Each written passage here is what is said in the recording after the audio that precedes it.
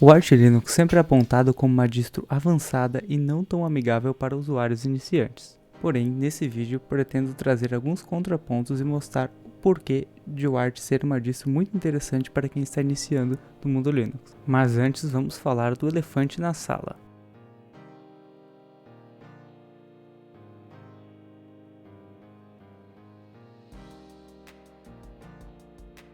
Diferente das outras distros, o Arch não é tão amigável para os iniciantes no seu processo de instalação. Porém, pretendo trazer a solução para isso em próximos vídeos, mostrando diferentes processos de instalação do Arch e, é claro, uma versão bem simples e genérica para ser algo como uma instalação entre aspas padrão do Arch para você testar. Então vamos para os pontos de por que o Arch pode ser interessante para iniciantes. Motivo número 1. Distros derivadas são do mal. Muitas vezes as distros derivadas destacam problemas que existem nas distros originais, somando com os problemas novos gerados pelas alterações das distros derivadas. Ou seja, quando o Arch ou o Debian tem algum problema, esse problema pode passar também para as distros que derivam deles. Às vezes não, às vezes esse problema é de uma função que só tem na original e na derivada foi modificada a função removida, porém é alguma coisa que pode acontecer algumas vezes. Outra coisa é que muitas vezes quando você está procurando suporte para um problema que você está tendo, você procura lá, como resolver tal problema no Mint. Você pode acabar chegando a uma resposta de como resolver esse problema no Debian.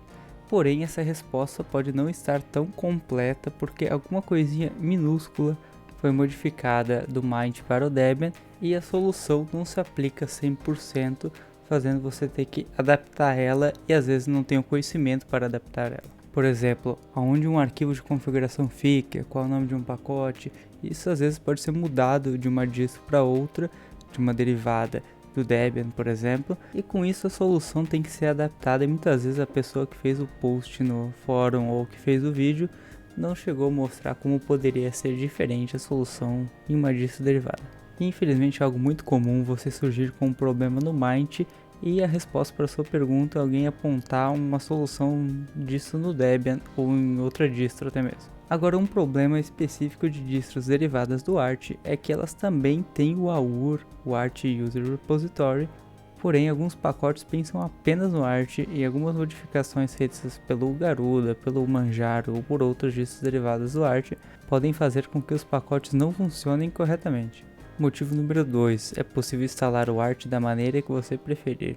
Claro que isso caminha junto com a grande desvantagem do Arch para iniciantes, que é a dificuldade da instalação.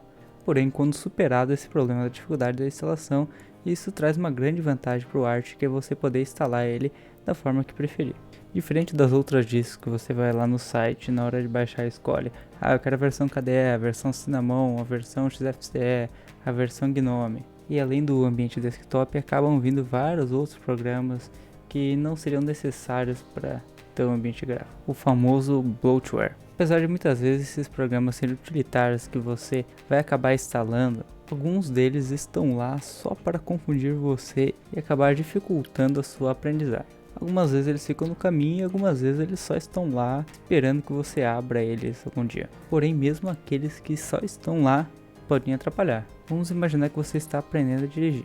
Você entra no carro, além de ter os pedais, o volante, a marcha e as coisas básicas do carro, tem também um painel parecido com aqueles de avião. Porém, o carro é um carro normal. Você pode dirigir ele somente com as coisas básicas. Mesmo que aquilo tudo não é necessário, mas está lá, pode te atrapalhar, fazendo você perder o foco, não entender o que é uma ferramenta, ou até mesmo acabar abrindo alguma e não sabendo fechar, ativando alguma coisa que você não sabe desativar depois, sem falar no desperdício de espaço de armazenamento.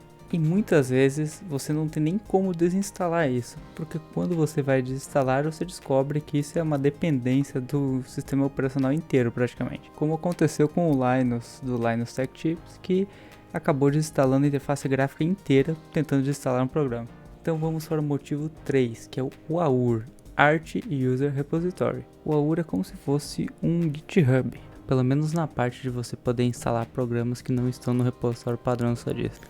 Com o AUR você não precisa de .deb, de app-image e de nenhuma outra forma, por exemplo Snap, para poder instalar algumas coisas que não estão no repositório do seu Package Manager. Quem já usou o Debian ou um derivado do Debian já sabe como é um saco ficar adicionando PPAs e também ficar adicionando repositório para poder baixar outras coisas. Mas com o AUR é tudo mais simples e você pode até usar o mesmo programa que instala os pacotes do AUR para instalar os pacotes normais. No caso pode ser o Yay, o Yaourt, o Paru e entre outros. E ao invés de você dar um git clone e fazer todo o processo que diz no repositório do GitHub, você pode apenas instalar como você instalaria um pacote normal com o seu Package Manager que você configurou por AUR. Eu acredito que deve ser muito comum com iniciantes, pelo menos acontecia comigo, que é baixar um programa manualmente, seja por git clone, seja por um arquivo, e acabar deixando ele desatualizado lá, esquecido, porque você acaba atualizando apenas os pacotes do Package Manager. Então, como eu disse, com o AUR você não tem esse problema, porque você pode usar o mesmo comando que atualiza o seu sistema padrão, ele atualiza esses pacotes. E o interessante é que muitos pacotes lá tem uma versão já compilada, uma versão para você compilar caso você queira. Sem falar que na hora de remover você não precisa ficar se preocupando em quais arquivos ficaram para trás ou qual pasta você salvou o arquivo para poder remover. E o motivo 4 é um motivo que emenda um pouco nesse motivo anterior. Softwares proprietários são aceitos no repositório. Esse é um problema de quando você compara o Arch com o Debian, por exemplo. Alguns drivers, alguns softwares são proprietários e para você instalar no Debian você tem que adicionar repositórios novos, etc. Motivo número 5. Os pacotes são praticamente vanilla, quase sem nenhuma alteração dos pacotes originais. No Arch os pacotes são pouco alterados dos pacotes originais, diferente de outras distros que às vezes acabam até inutilizando a documentação original do pacote. Eu lembro que uma vez eu fui instalar o XDM e o XRDP no Ubuntu e eu tive alguns problemas porque estava tudo mexido e não era o padrão do pacote, e eu tive que procurar um tutorial para como fazer especificamente no Ubuntu. Assim a documentação original do pacote acabou não me servindo de nada. Outro exemplo são localizações de .conf, localizações de outros arquivos assim do pacote. Já no Arch você dificilmente vai ter esse problema e pode seguir tranquilamente a documentação do desenvolvedor do software. E o último motivo, o motivo número 6, é a ArchWiki. A ArchWiki não só documenta coisas importantes para o Arch Linux, como também documenta coisas de pacotes que não necessariamente têm vínculo com o sistema.